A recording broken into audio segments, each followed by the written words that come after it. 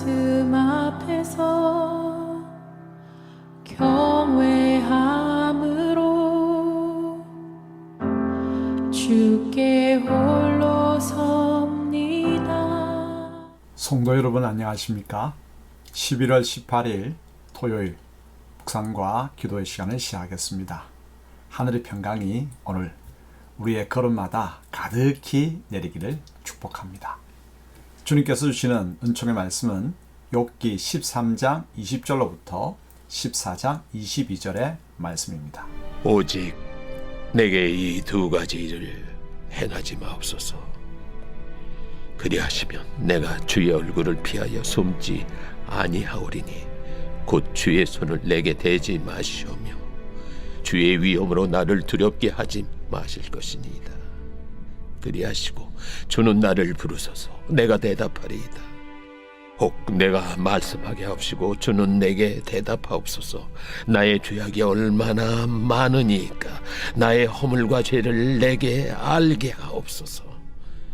주께서 어찌하여 얼굴을 가리시고 나를 주의 원수로 여기시나이까. 주께서 어찌하여 날리는 낙엽을 놀라게 하시며 마른 건물을 뒤쫓으시나이까.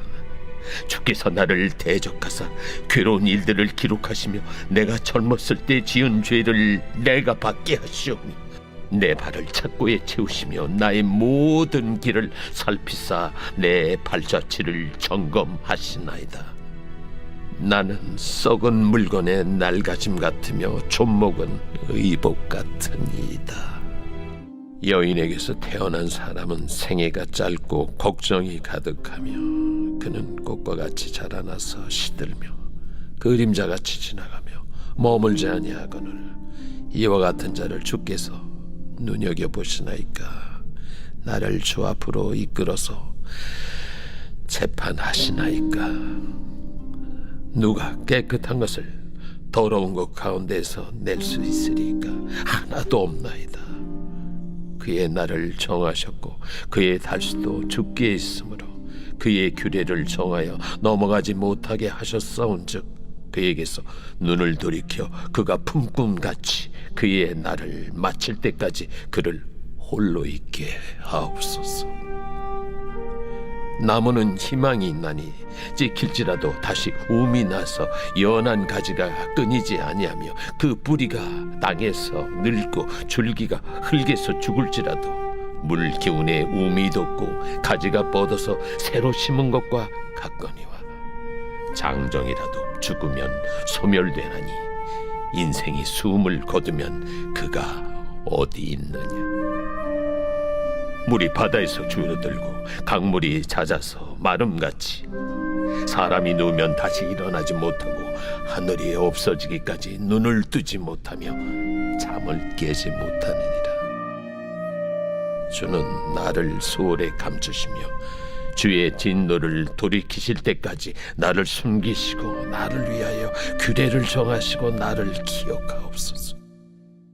장정이라도 죽으면 어찌 다시 살리이까. 나는 나의 모든 고난의 날 동안을 참으면서 풀려나기를 기다리겠나이다. 주께서는 나를 부르시겠고 나는 대답하겠나이다. 주께서는 주의 손으로 지으신 것을 기다리시겠나이다.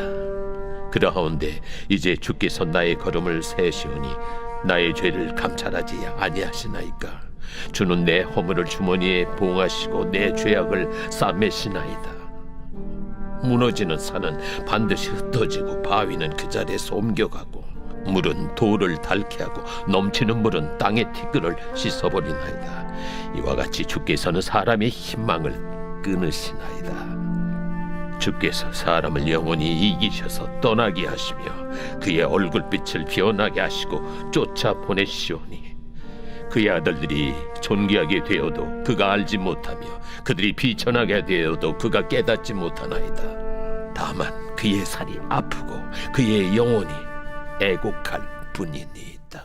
욥은 두 가지 소원을 아뢰며 이해할 수 없는 하나님의 행동으로 말미암은 고통에 절명하면서도 동시에 하나님을 바라며 그 고난의 때가 지나가기를 소망합니다. 그럼 고통의 절망과 그 고통이 지나기를 바라는 소망 사이에서 알아볼까요?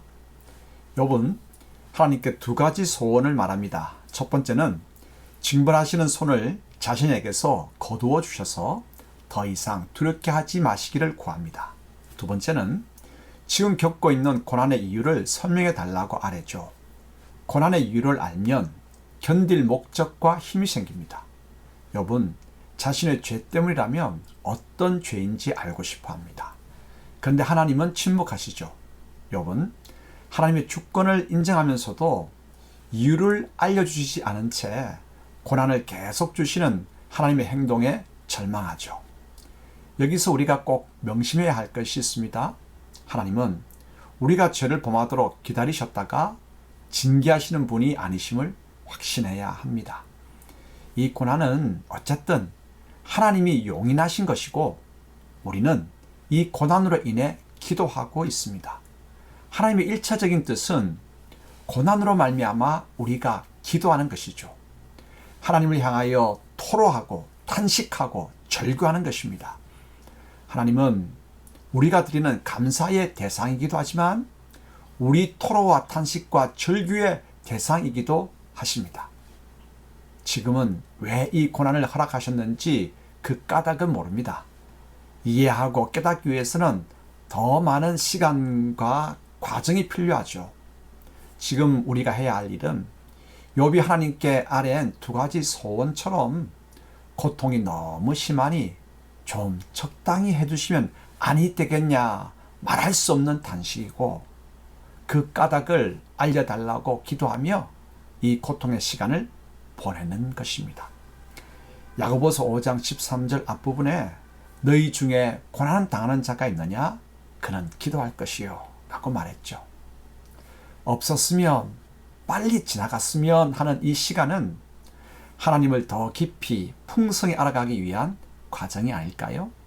우리는 이 과정을 하나님이 우리를 고난 가운데 던진 시간이라고 생각하지만 오히려 이 시간은 하나님의 손길이 우리 가운데 더욱 머무는 때가 아닐까요? 그랬을까요? 욥은 죽음과 같은 고통 가운데서도 자신을 부르시는 하나님의 손길을 기다리겠다고 고백합니다. 아주 희미하지만 부활의 신앙을 볼 수 있죠. 14절, 15절 읽어볼까요? 장정이라도 죽으면 어찌 다시 살리까? 나는 나의 모든 고난의 날 동안을 참으면서 풀려나기를 기다리겠나이다. 주께서는 나를 부르시겠고 나는 대답하겠나이다. 주께서는 주의 손으로 지으신 것을 기다리시겠나이다. 여러분, 하나님의 용서와 회복을 기다리며 모든 고난과 심지어 죽음도 견디어 보겠다고 말합니다. 비록 우리의 현실이 심히 괴로워 절망하더라도 하나님을 향한 희망을 버려서는 안 됩니다. 하나님은 예수님을 통해 영원한 생명과 안식을 허락하셨죠. 모든 눈의 눈물을 닦아주시고 다시는 애통하는 것이나 곡하는 것이나 아픈 것이 있지 않게 하실 것이라고 말씀하셨습니다. 그러므로 고난받을 때는 기도하고 부활의 약속과 소망으로 현재의 고난을 이겨나가도록 하십시다. 함께 기도할까요? 하나님 아버지, 극심한 고통으로 절망이 덮칠 때 이때는 더욱 기도할 수 있도록 도우소서. 절망 가운데서 여전히 우리를 붙드시는 하나님의 손길을 크게 체험하게 하옵소서. 죽음 같은 고통 속에서도 부활의 소망으로 말미암아 지금의 고통을 이겨나가게 하옵소서. 예수님의 이름으로 기도합니다. 아멘. 말씀 앞에서 경외하